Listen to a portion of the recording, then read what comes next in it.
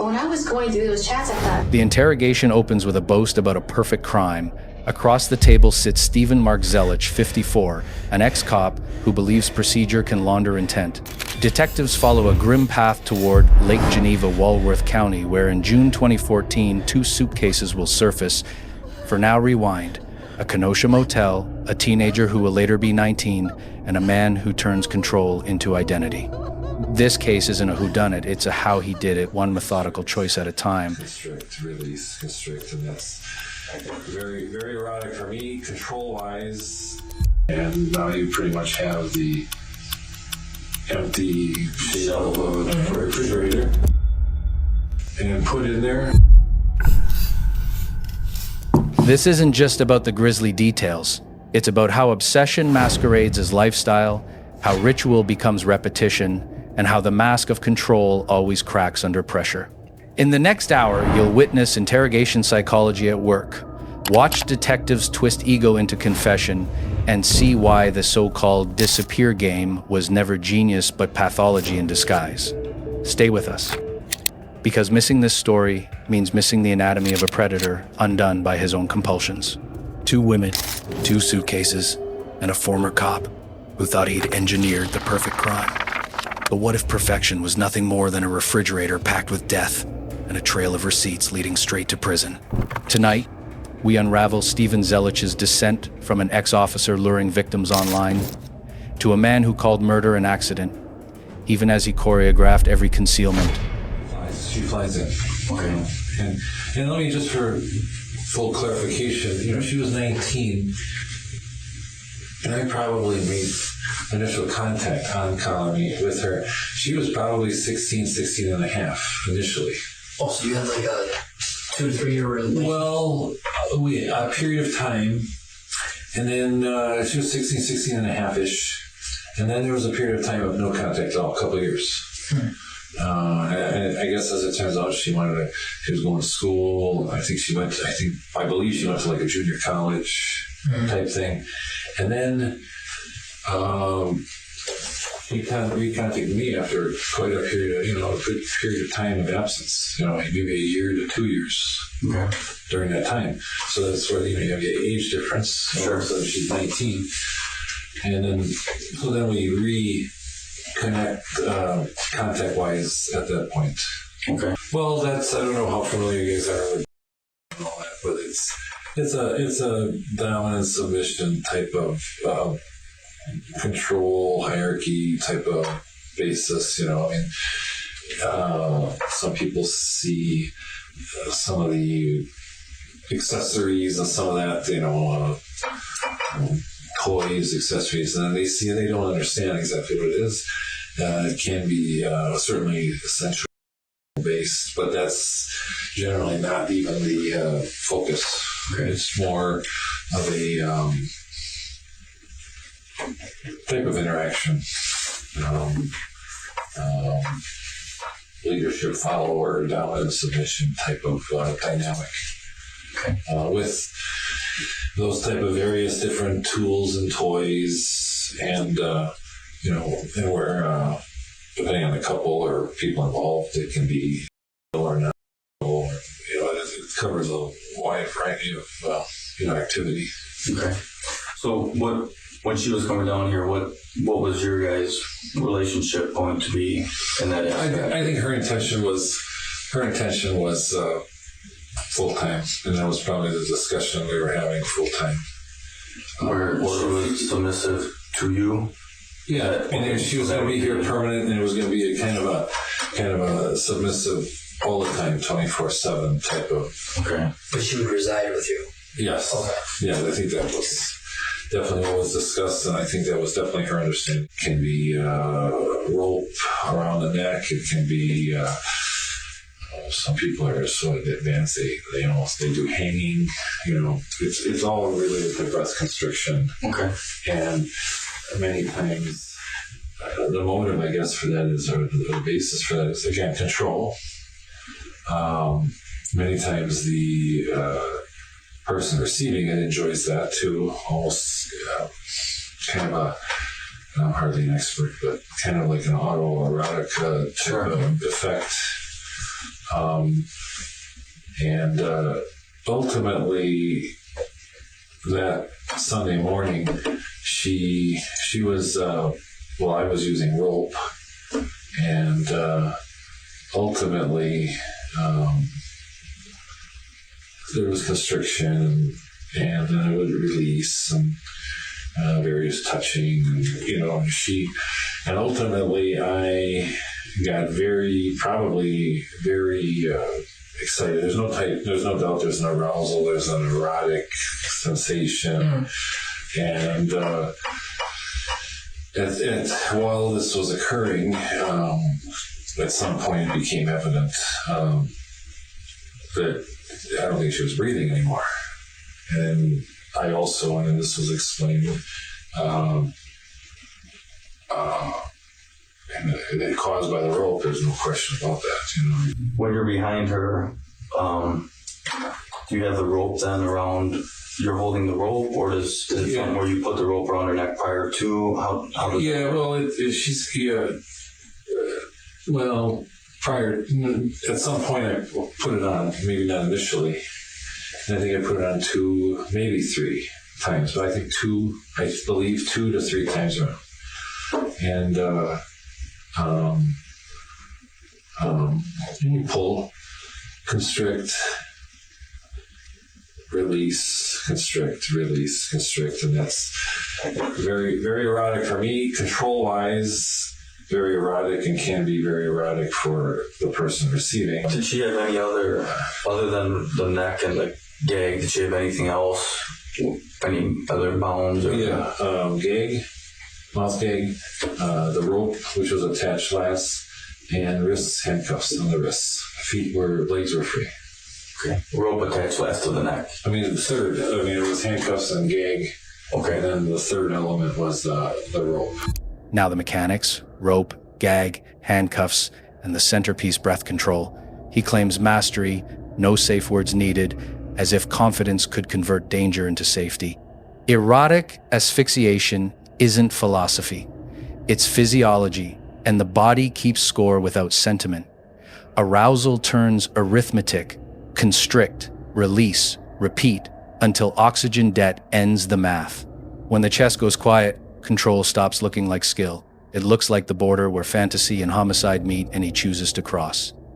In this case, came into play because it was going to be breath play around the neck.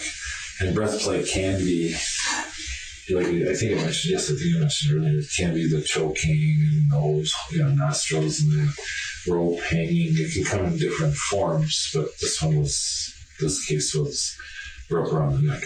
And as a control thing you referenced for you, correct?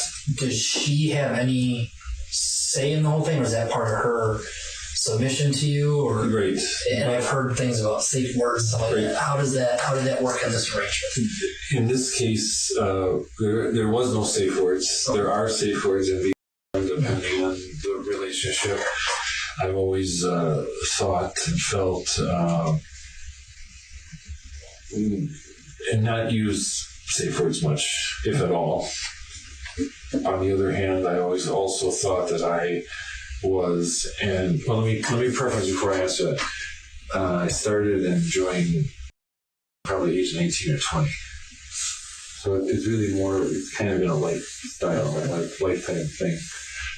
But to answer that specifically, I never have used the safe words because I never had a problem not keeping control, monitoring the safety and well-being of anybody that I've ever been with.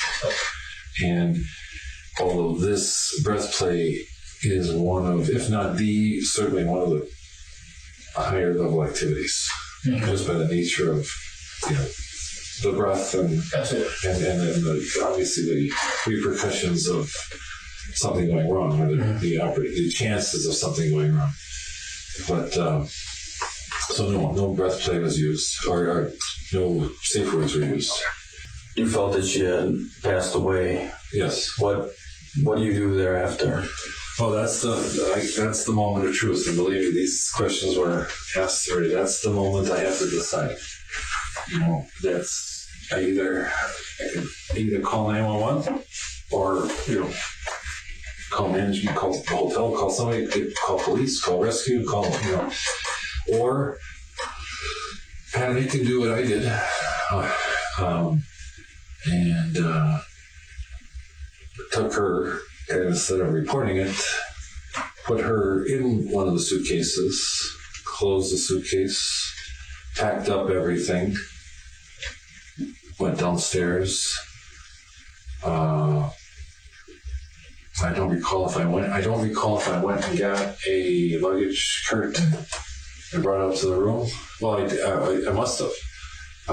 Or if we had it in the room, or maybe just found it in the hallway.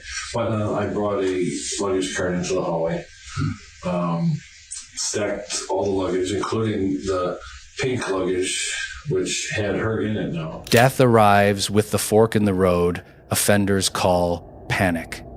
The options are simple: summon help or curate a cover story. He chooses logistics. A suitcase becomes a solution. A hotel cart, an accomplice, a towel, a cleaner.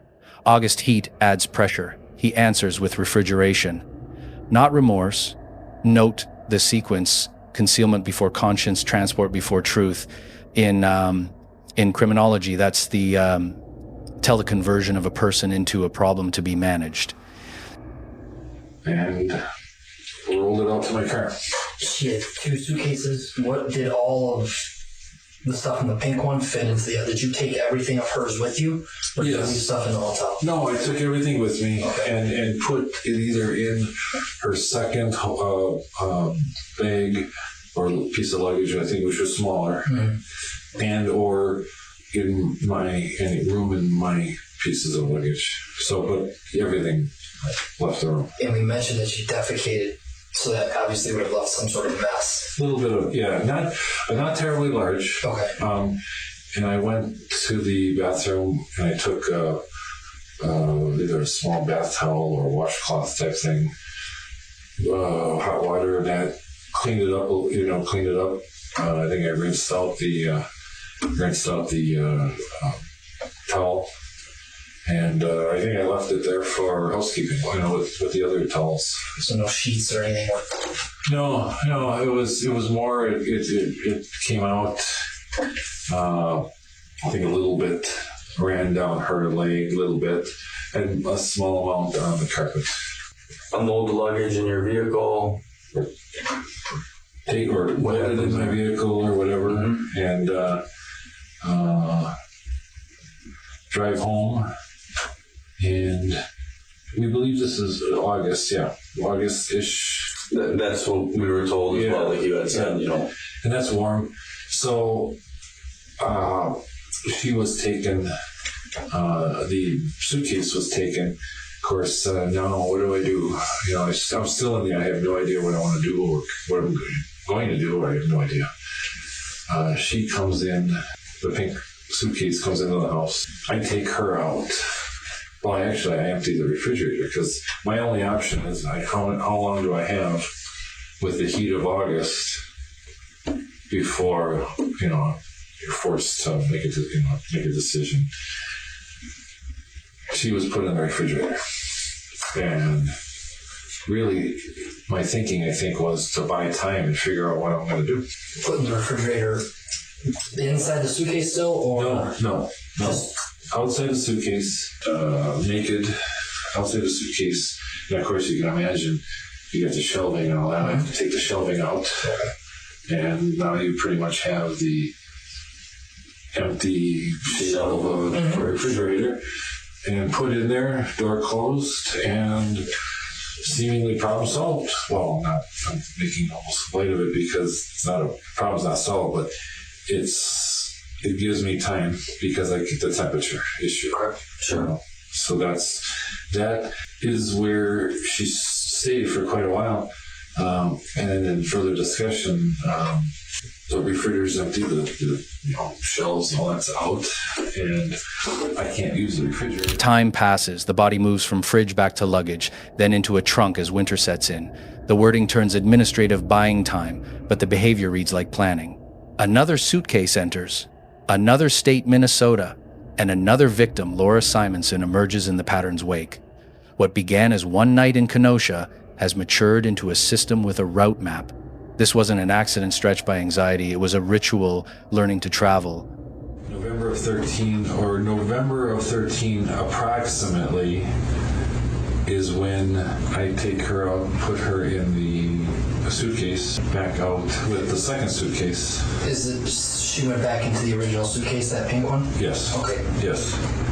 And then in the trunk of the car, now because that's now being winter, November of 13 into this past winter.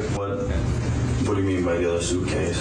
The other suitcase is a second incident that occurred November-ish, early November of 13 in Minnesota. Without getting into details about that incident, what occurred in that incident? Very similar basis, very similar circumstances. And it happened, that occurred in Rochester, Minnesota, where I talked to the detective today, and early November, I think the first week. And that was the first incident after Jenny. I mean, that was the first in-person contact simulated with Jenny, and then second girl, Laura. Okay. So you didn't have any more meetings with other females? No. Basically in that year? Correct. Or what would it be, 8 months, 9 months? Correct. 10 months? Correct. Okay. So when you say very similar, you're saying that you use the breathe control? Breathe control, probably a little bit more elaborate in the second one. They rope, and I think I did utilize some choking and some nostril, all the elements. I think it was a little bit longer session, Okay. and maybe a little bit more extensive, or a little bit more, did a little bit more things, or utilized a little bit more techniques or tools, so to speak. And it was probably a little longer, and it was definitely intense and very similar in circumstances. Although basically very similar. You had said that you have to monitor breathing of the submissive person. Right. And when you go, how do you monitor? I mean, do you practice things with different people, and then you just kind of know, or you just kind of? It's a combination. It's really the most important part has to do with me, the dominant person, can't get so caught up in the scene or the enjoyment or whatever. You have to basically keep your own control. Not the kind of control we're talking about for the person, but you have to kind of separate yourself and can always monitor. You can't fully enjoy.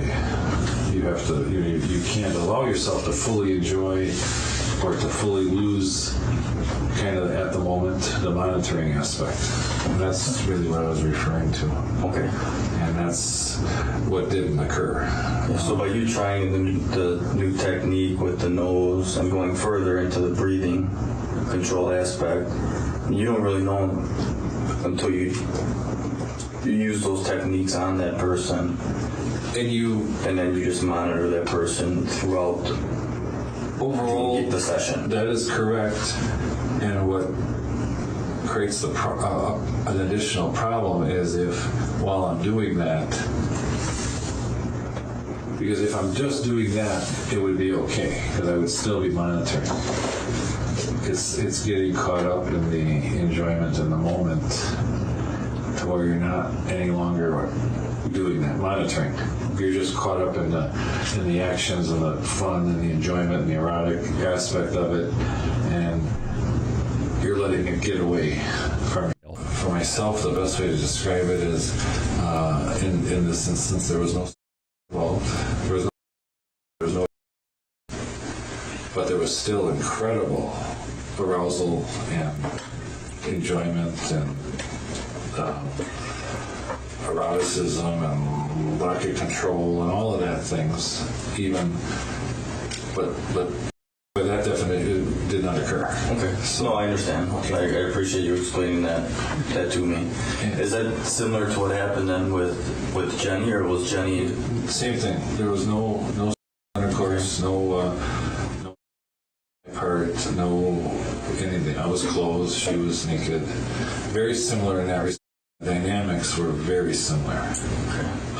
He lectures on monitoring, claiming the dominant must not get lost in pleasure. The body, indifferent to theories, needs oxygen. He admits the failure. Arousal eclipses oversight. Technique outruns judgment. This is the paradox of stage danger participants role-play control until real physiology cancels the script. In forensic terms, we note capacity and choice. He knew the risks, amplified them with new tools, and kept going. Accident here is theater. The curtain fall was predictable from the opening cue. What did you do with Jenny's personal belongings? And that was, I think Gil asked me, or Jeff, I'm not sure, asked me a similar question. And that was just miscellaneously discarded, personal clothing, toiletries or whatever was in there. What about the more expensive stuff like the tablet, the electronic tablet, or cell phone? Same thing, just randomly discarded. So you just threw away the electronic tablet? Yes. Okay. Do you remember where you threw that away? No, not really, because that was with both. That was just randomly tossed garbages, dumpsters, just no real plan or purpose with that. Now, I know that Laura had a cell phone that she had with her. Okay. Do you remember what you did with Laura's cell phone?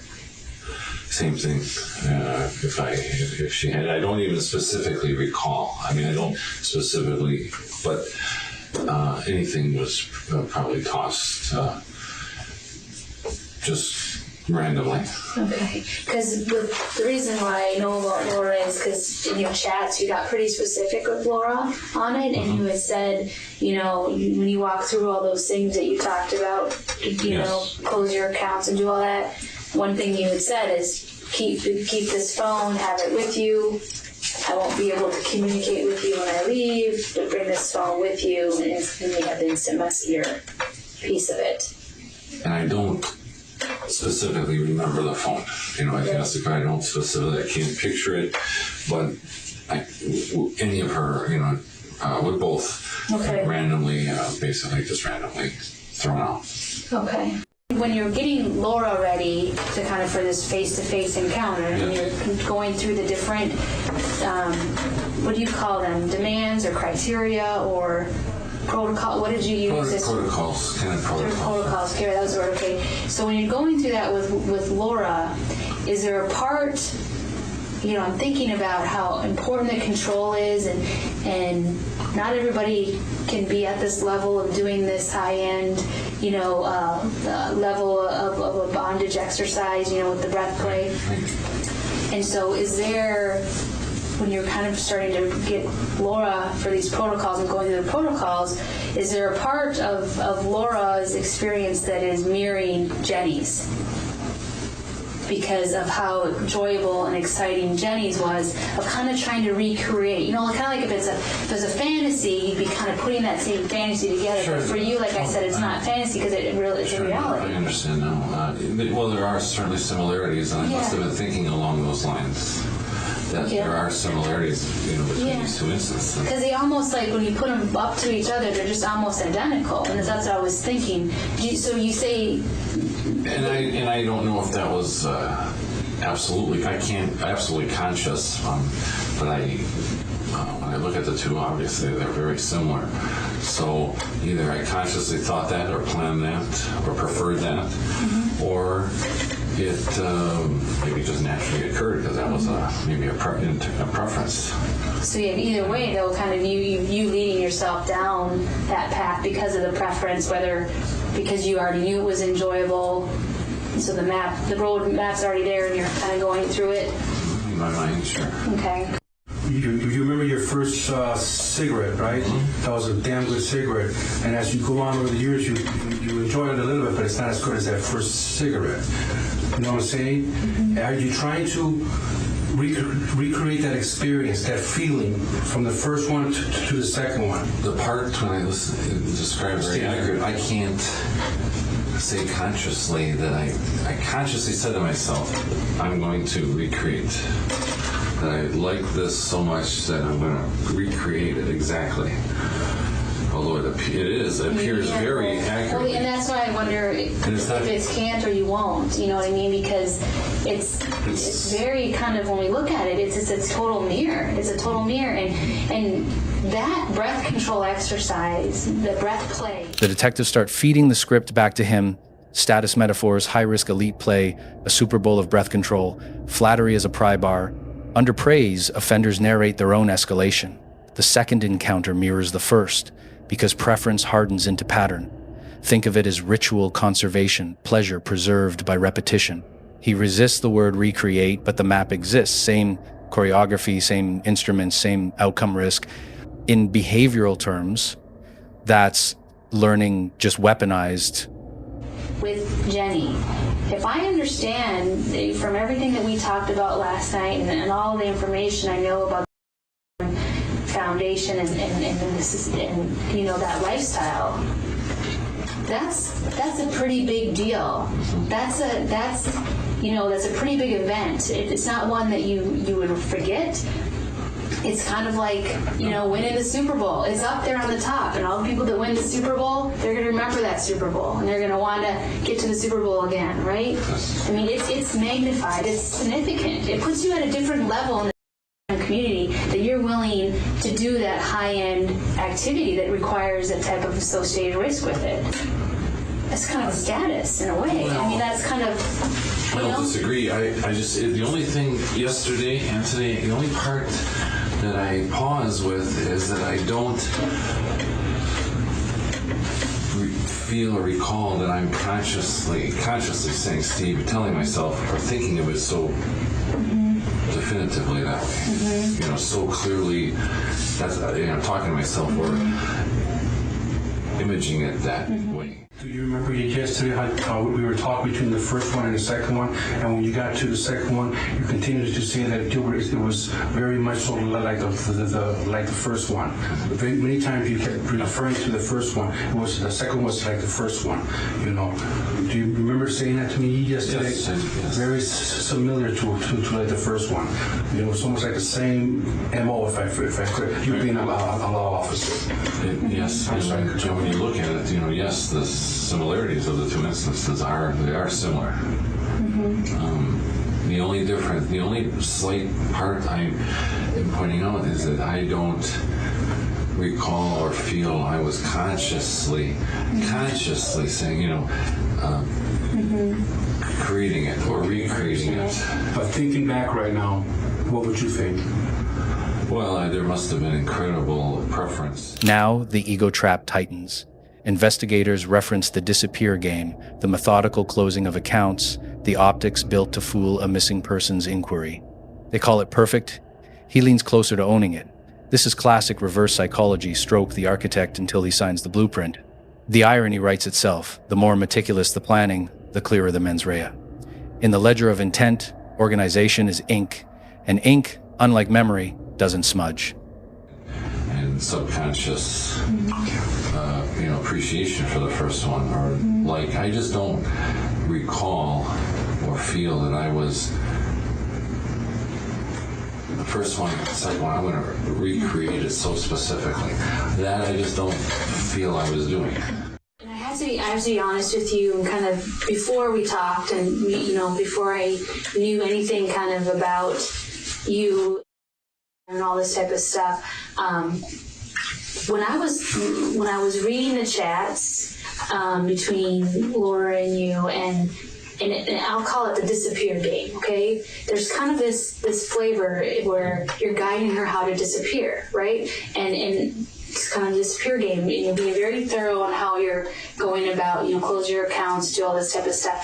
And I get kind of confused in the process, because before I met you, and I do a lot of different work with the FBI, and I've worked with other, offenders that have did different odd things, or been very violent, and serial killers that I've talked with, and all that type of stuff. And when I was going through those chats, I thought, this is perfect. This is the perfect crime, because it's so organized. And from a law enforcement perspective, if I go to do a missing person investigation, first I'm going to check their bank accounts. Well, when I go to their bank accounts or the bank, I see the actual person closing the accounts. Maybe I see video and it's the person closing the account. I go online to see, well, maybe all their accounts are closed. I try to find their belongings. There's no belongings anywhere. They didn't give their belongings away to anybody in their family to show that maybe they were departing. There's no bank activity. There's no bank account activity. So sharing from my experience as a law enforcement officer and kind of working in serial crimes, I'm thinking, this is pretty amazing. This is outstanding, and how it's the perfect crime, the disappear game, where it's so organized and thought through that from a law enforcement perspective, it's hard to, one, be able to prove something happened to that person, and two, a lot of times, like in Laura's case and in Jenny's case, they have some type of mental health issues that are there and struggles that they've already had, that sometimes their families don't even realize they're gone because they've had such a transient kind of lifestyle before. So when I was looking at all that, I was really, I have to be honest, I was pretty amazed by it. I thought, this is the perfect game. This is disappear game. And there's no way to, as a law enforcement officer, as I'm weaving and trying to figure every which way that I could find a suspect or find kind of coordinated, all my roads have been closed off. And so for me, you talked about yesterday, the struggles that you were kind of having with, I have this inside, kind of law enforcement sensitive, like being involved and around this camaraderie, and then I'm kind of doing things that are kind of outside of that circle, and there's kind of a dichotomy there, and it's hard to kind of make sense of that because they don't kind of go together sometimes. And for me, I'm having that same kind of dichotomy because on one side of it, it's so organized and so thought through, and then on the other side of it, the suitcases, like you said last night, not concealed, just kind of put there. Jenny's in your fridge from August of 2012 till November of 2013. So, I bet you if we looked at your financial records, there's probably a lot of fast food during that time period that peaked, right? Because you couldn't use your fridge, right? I think I mentioned that very specifically, yes. Yeah, and so I really... help me understand that dichotomy, because I'm really struggling with that, because there's two different pieces there.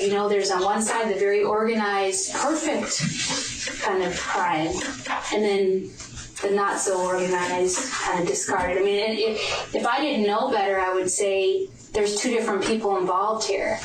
To escape the psychopath label, he invents a helper, an alpha, who dumps bodies while he conveniently remains the thinker. The story is duct tape over motive. Investigators don't argue, they sort. On one column, organization, chats, closures, rehearsed absence. On the other, carelessness, visible luggage, odor control, desperation, masked as weather. The ledger doesn't balance. In criminology, bifurcation like this usually signals authorship by one mind, one that wants credit for cleverness and a pardon for consequence. Somebody else dumped the bodies, and they didn't care about the bodies. They weren't connected to the bodies, so they just put them anywhere. Right. And the other person that was more kind of the alpha male in it, or the more, if you had two people, one would be a follower, one would be alpha male, and the alpha male is the one who kind of planned to sell out. So, what are your thoughts? I think I see the same thing, I suppose. You articulated very well. I don't even know how to answer that. I see the same thing. There are parts of the whole law enforcement thing and that, and generally I've been organized and am organized. Activities and enjoyment, or call it a hobby, or participation, has been to varying degrees a long time. Like I mentioned yesterday, starting in probably late teens, 19-ish, 20-ish, maybe. Right through still many years of law enforcement and after law enforcement. And, Well, and I think, I'm kind of a visual person, so I was just going to kind of write down kind of some of the things in columns that fit for one side of it versus the other, So we talked about the disappear game being organized. And let me just mention on that, because you bring up so many things, that whole organized thing, I certainly can't take credit for that myself. That's a whole very common thing in the whole, on the higher end of master-slave type thing. The one thing, too, that I wanted to talk about on my organized side here that was kind of ironic is one of the last chats you have with Laura, you say, remember, no communication, I'm going to leave my phone from Milwaukee and come down. And I forget the specifics, basically you say something like, you understand no communications, and she said, understood no communications. Is that so they can't trace your phone when you dump my body? No, that is just all that kind of talk and planning is part and parcel of the culture. The control. Yeah. But I get what you're... Specific to the long-term plan. I get what you're saying as far as you saying I'm not bringing my phone and there's not going to be communication. But Laura's saying, is that so you can dump my body? Are you saying, Laura, saying that is part of the... Because I saw that as an outlier, that was Laura kind of tongue-in-cheek saying, hey, kind of joke around, and how ironic what happened. Correct. And that type of tongue-in-cheek comment is made all the time. That's not uncommon for a submissive slave. In that type of conversation, that type of comment is... So you're telling me that there's other people in the culture that play the disappear game. And that disappear game is my term, but... Sure, it's your term, and it's accurate, I guess, but this type of communication that you have, that you have my communication with Jenny and Laura and others, is not certainly unique to me, or it's not created by me, or I didn't think it up. Okay. That type of interaction goes on, far more frequently than you would imagine. And there's people not like myself, but dominants who would have this kind of conversation far more graphic than anything I had. And you would find similar type of conversation regarding long term. Okay. If that's the goal between the two parties. I understand what you're saying, Steve. I'm trying to make it make sense in my head. With in one sense, it seems like the perfect crime. And one person could say the reason why, like you said to me, do you think I wanted to get caught? And there's two reasons that a person would want to do that. One is they're out of control, they can't stop.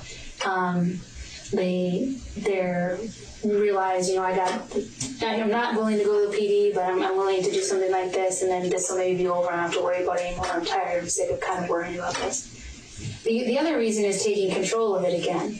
And taking control of this situation that's out of control by making it look like it's disorganized and not calculated, then creates this ultimate kind of red herring of, I'm not someone who planned this out thoroughly. It's not the perfect crime, but it still is because that person is playing. They're pretending and kind of taking on this thing. The weather defense arrives. He was forced, he says, by heat, by cold, by time, yet the record shows movement, masking, and relocation, not surrender.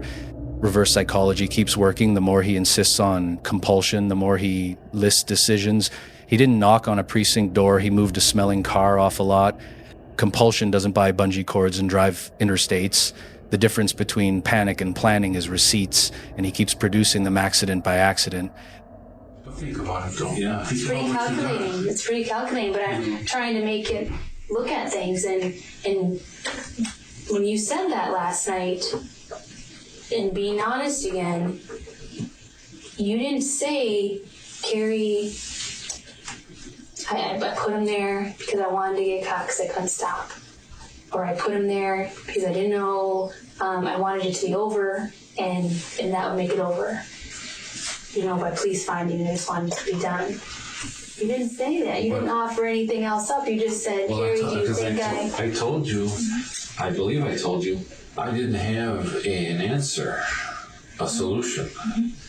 I was somewhat forced. I thought, I view it as very, what's the word I want to use? Very,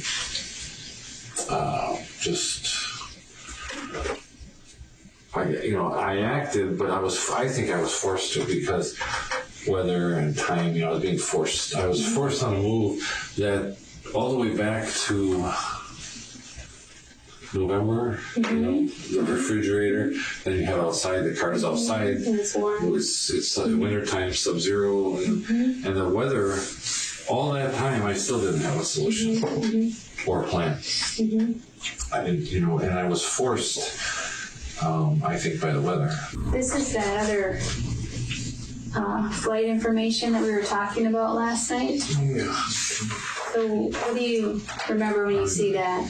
That was, and that's my writing. And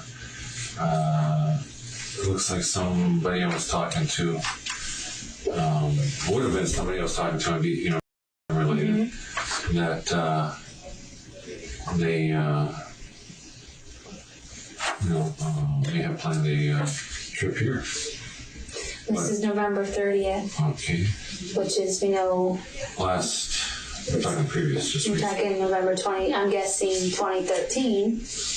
Right, last year. Yep, so Laura is in your trunk. Jenny's in your trunk at this time. Right. Anything else because for somebody who's had such significant life events, Steve, what you just said, I could come up with that. I could say, based on looking at this, looks like your handwriting, looks like somebody you're probably talking to who was planning a trip here. Right. I'm having a little bit of trouble not having you having more recollection about some of this stuff, Well, knowing. That's a specific flight. That's an arrival time. sure. I mean, that's a specific. Somebody's flying in. They gave me that. They gave me that. Yeah. Who gave you that? The person I was talking to. Who flew in? Who was? Nobody flew in. That's the thing. Nobody flew in. You'll find no match. What you will find online, maybe call it the internet. For every time you have a legitimate contact with somebody, some type of correspondence, you also have a whole lot of foolishness and just, I get that. that doesn't. I understand that's that not fantasy real. that doesn't go anywhere, but this looks like it was going somewhere. This looks real to me. Right. Because if I go right now to Delta Yes. and I say, Delta, give me a list of everybody who flew in on November 30th, Right. Friday, this flight, this time, give me a list, and I go through, I will find somebody's name like that on there. And I will be able to find that person and go interview them. Sure, I don't. And when I do that, because even though she's in the UK, Right. we have FBI in the UK. Sure. I can send them there. So when they go and interview her, she's going to say, I don't know, Stephen. I don't know. Well, no, she'll say we had interaction or some kind of computer thing, interaction, but she's going to say she obviously didn't get on that flight. Didn't. How do you know she didn't get on the flight? You don't really even remember it, you're saying. No. Well, I remember it, but I don't remember her. I don't specifically remember her. I couldn't tell you what she looks like. I couldn't tell you specific. I'm sure we had some generally consistent, common communication, along the lines that, because they're all very similar. So Jenny flew in, Right. Right. So we will. This is one of the things that we will do. We will follow up on this to make sure that is still with us. Of course, and if we'll take it to the extreme. If she came in and if something happened, Of course you're going to find out that girl was on the plane and blah, blah, blah. I will be able to find that out. I'll be able to find that she was on the plane, and who she was, and if she's still alive. And I'm almost amazed, you'll have it in short order. Yeah. So I have there's no problem. There's no problem. There's no fear in my heart. There's nothing for me to. He admits the gamble. After Jenny, he went back, longer sessions, multiple versions. In behavioral terms, that's reinforcement. In court, it's intent. The detective contrasts fast food spikes with a fridge full of death, anchoring timelines with receipts the body can't refute. When smell becomes probable cause, the narrative of compulsion sours. Good investigations are patient gardeners. They grow contradictions until they bloom into testimony. Here, the harvest is abundant. I understand what you're saying. The only thing that gets me wrong questioning you is because when you say, why would I say I know nothing about it when I know eventually you're going to find out? Yes. Is the same temporary kind of band-aid that you did with Jenny and with Laura by putting Jenny in the fridge and putting that, I haven't dealt with that yet. Sometime that's going to come out. What? Jenny or Laura in that trunk. Sometime that's going to come out. The difference being the current circumstances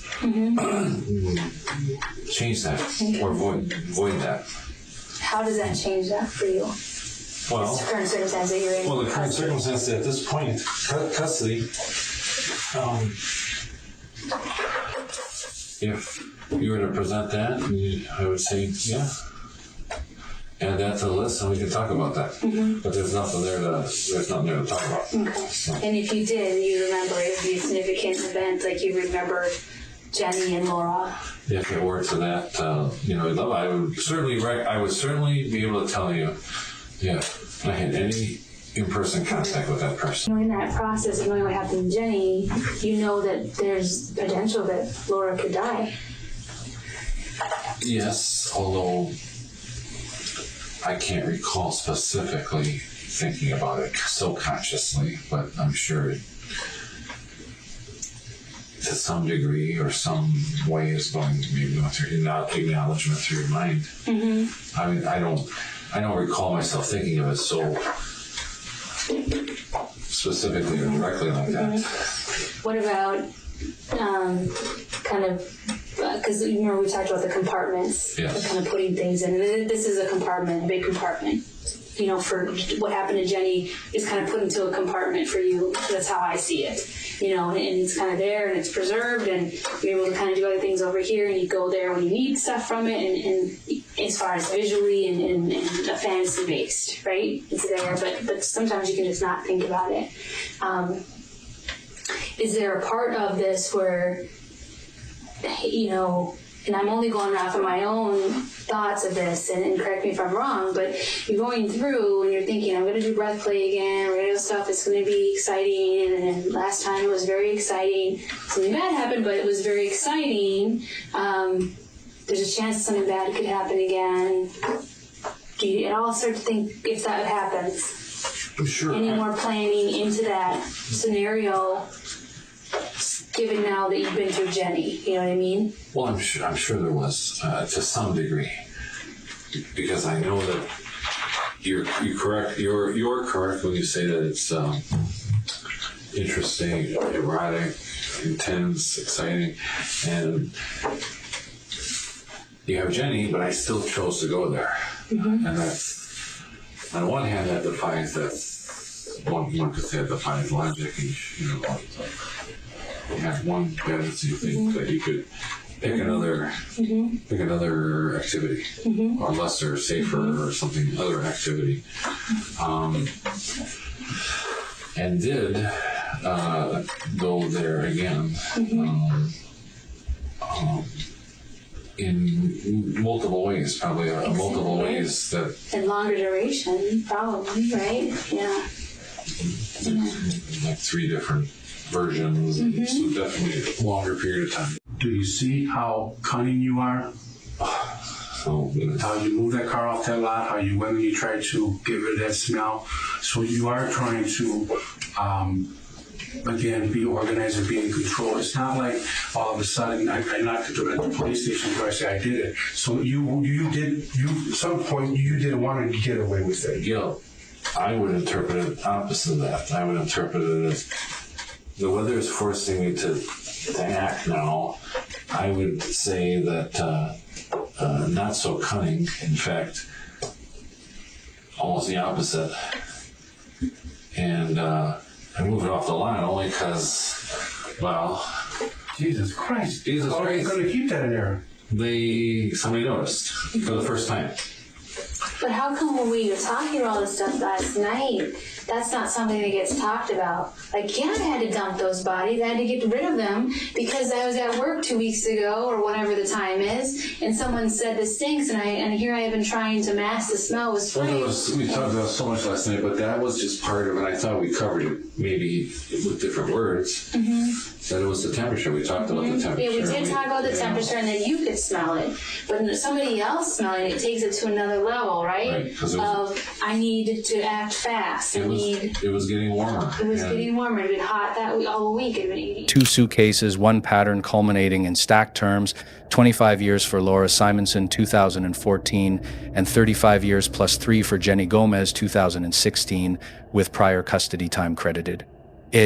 He called them accidents, the record calls them decisions. The disappear game was less genius than housekeeping with delusions of grandeur. If control were love, refrigerators wouldn't need alibis. Creativity without accountability is just rehearsal for harm. Methods don't make meaning, ethics do. If this breakdown sharpened your lens, subscribe for more casecraft and interrogation psychology. Drop your questions below, we read and reply. And share this video with friends who analyze true crime the way detectives annotate margins.